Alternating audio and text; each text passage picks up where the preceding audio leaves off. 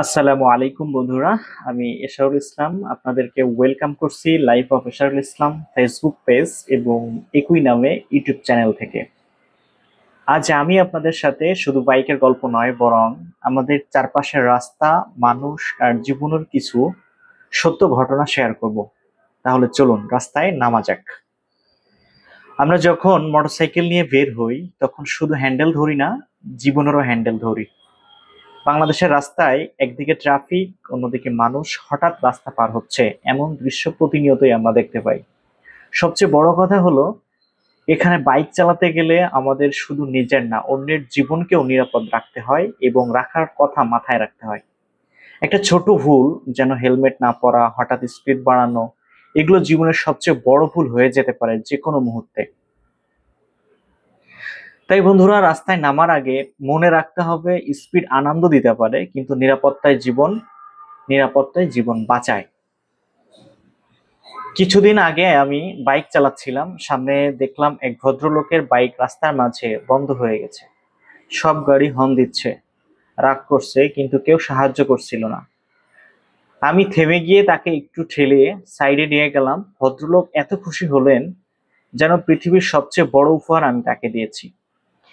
এই ছোট্ট অভিজ্ঞতা আমাকে শিখিয়েছে, রাস্তা শুধু চলার জায়গা না, এটা হলো মানুষের সম্পর্ক গড়ার জায়গাও। আমরা সবাই যদি একটু একটু একে অপরকে সাহায্য করি, তাহলে রাস্তা যেমন নিরাপদ হবে, তেমনি জীবনও সুন্দর হবে।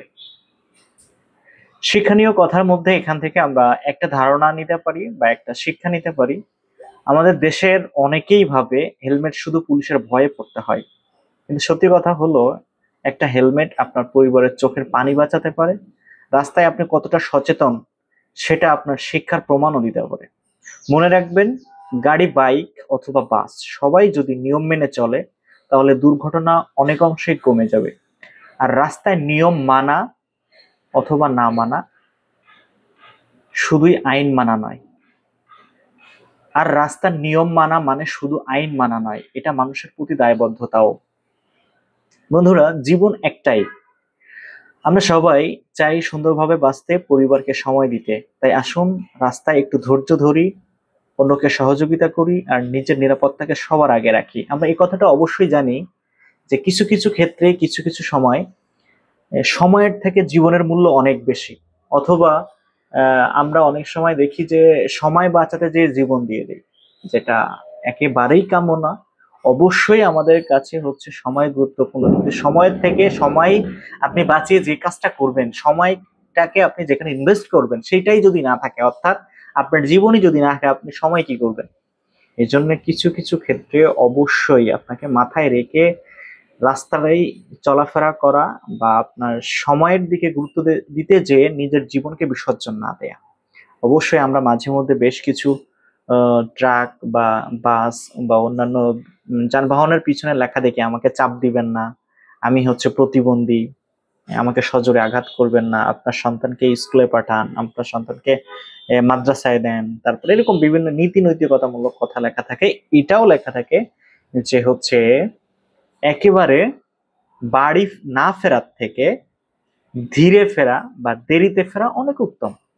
এটা আমাদের একজন হচ্ছে সার্জেন্ট আছেন, আনিসুর রহমান, মেবি ওনার নাম, মিরপুর পল্লবী থানার একজন সার্জেন্ট। উনি, যতটুকু জানি, তো উনি বেশ এই ধরনের শিক্ষামূলক ভিডিও উনি তৈরি করেন, বা প্রায় একটা কথা বলেন যে আমরা একেবারে বাড়িতে না ফেরার থেকে দেরিতে ফেরা অনেক ভালো। অর্থাৎ আমরা ওভার স্পিডে, ওভার কনফিডেন্সে, এরকম বেশ কয়েকটি জিনিস মাথায় রেখে চলাফেরা যদি রাস্তায় করি, অনেক অংশেই দুর্ঘটনা কমানো সম্ভব। বা ওভার স্পিড বলি, ওভার কনফিডেন্স বলি, এগুলোতে হচ্ছে আমরা যে কোনো গাড়ি, সেটা বাইক হোক, বাস হোক, ট্রাক হোক, বা যে কোনো ধরনের যানবাহন আমরা না চালানোর চেষ্টা করি।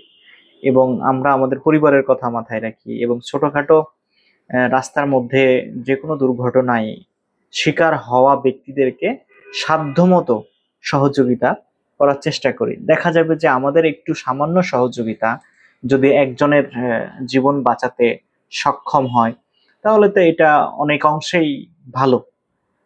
এটা অবশ্যই আমরা বলতে পারি। তো আমরা আমার যারা অডিয়েন্স আছে, আমি চেষ্টা করি এরকম ভিডিও বানার।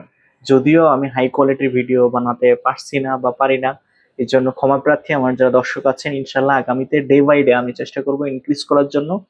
এবং যদি কোনো পরামর্শ থাকে, কোনো কমেন্ট থাকে, অবশ্যই আপনারা আমাকে জানাবেন।